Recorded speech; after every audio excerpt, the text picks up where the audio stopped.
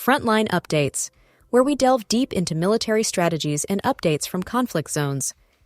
Today, we're discussing the progress of the ongoing special military operation as of March 26, 2025. I'm your host, Sharifa Mohammed MGT. I'm Colonel A.C. Ogontoya, an infantry officer. Infrastructure and equipment damage. The report outlines extensive damage to Ukrainian military infrastructure, including airfields, a military equipment repair enterprise, and UAV control points. Russian forces also claim to have destroyed electronic warfare stations and fuel depots. Welcome to Frontline Updates, your trusted source for the latest developments on security and defense operations involving military forces.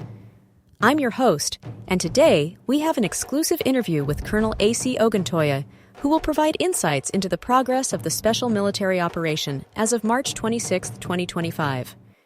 Colonel Ogontoya, thank you for joining us. Thank you for having me. Colonel, let's dive in. What's the current status of the special military operation as of today? The operation continues as planned. Our forces are maintaining pressure across multiple fronts. We've made gains in several sectors, both in terms of tactical positioning and in neutralizing Ukrainian military formations. There's been significant combat activity over the last 24 hours, and I can confirm continued progress in degrading the enemy's capabilities while holding or improving our own positions. Let's go through this region by region. Starting in the Belgorod direction, what actions have taken place? In Belgorod, our North Group of forces successfully engaged and defeated Ukrainian troops concentrated around several settlements in the Sumy region. This includes 3 mechanized brigades, 1 assault brigade, an assault regiment, and 2 territorial defense brigades. These operations occurred in areas like Krasnopoli, Ugrody, and Mirapolskoye. The enemy suffered 55 personnel losses, along with the destruction of armored combat vehicles, a car, and an artillery piece. And how about operations on the Western Front, particularly in Kharkov and Donetsk? The West Group of forces improved their forward position significantly.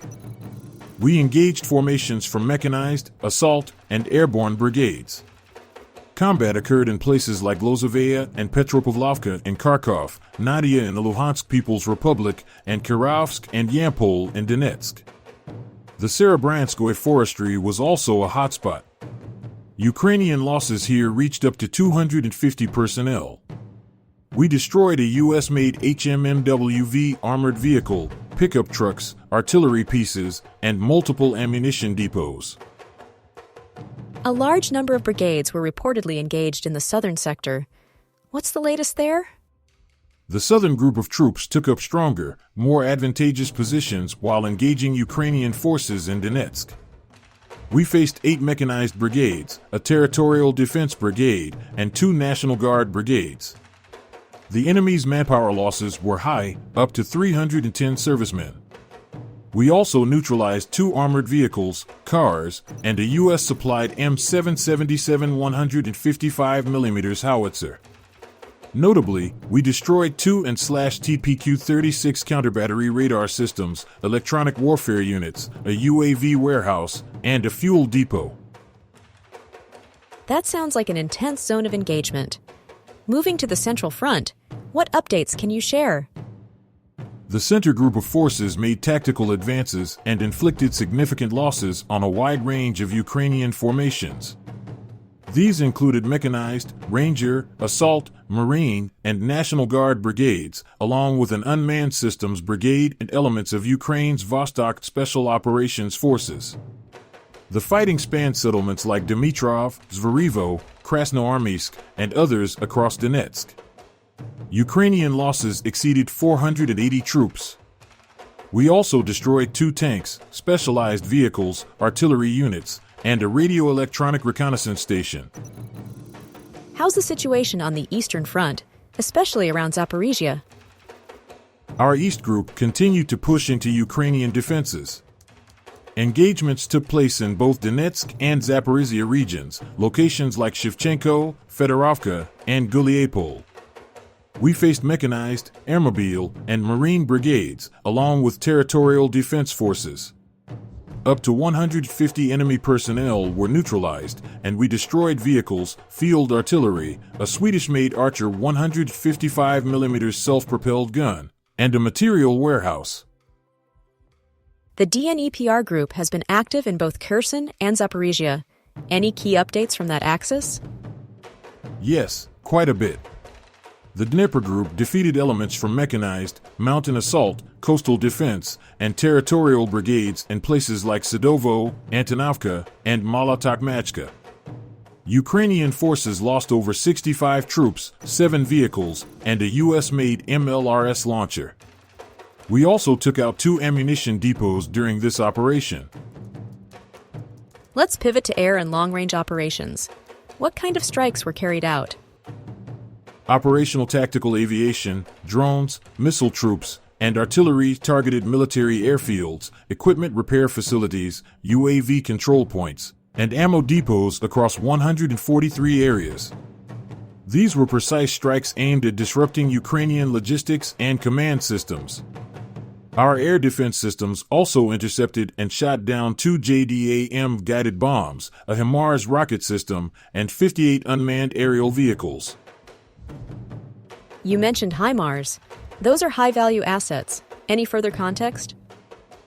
Yes, HIMARS launchers are high-precision threats. Their interception not only reduces incoming fire risk, but also demonstrates the increasing efficiency of our integrated air defense systems. Now to the Kursk region. Are operations continuing there as well? Yes. The North Group continues to repel and destroy Ukrainian formations attempting to enter Russian territory.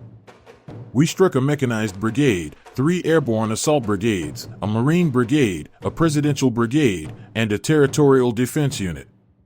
Engagements happened around Gogolevka, Gavo, and other settlements. In just the last 24 hours, Ukraine lost over 230 servicemen, a tank, an APC, and several vehicles. We also destroyed an electronic warfare station, a UAV control center, and an ammo depot. Given the scale of these operations and the ongoing pace, is there any sign of Ukrainian strategic repositioning or withdrawal? We are seeing tactical shifts and reinforcements from Ukraine in some areas, but there's no coordinated large-scale withdrawal as of yet. That said, Ukrainian forces are clearly under pressure, particularly where we've disrupted supply chains and command infrastructure. Colonel, thank you for providing such a detailed briefing on the current military situation. Your insights are invaluable to our understanding of the conflict's dynamics. And thank you to our listeners for tuning in. Join us next time as we continue to provide up-to-date coverage on global military affairs. Stay with us for more updates and expert analyses on global defense and security issues. Stay informed, stay secure. Thank you. It's crucial to keep the public informed about the progress being made. Each advancement, each neutralized unit, brings us closer to degrading Ukraine's military infrastructure and limiting its operational capacity. The aim remains to demilitarize hostile capabilities and secure our strategic objectives on the ground. We continue to press forward with resolve and precision.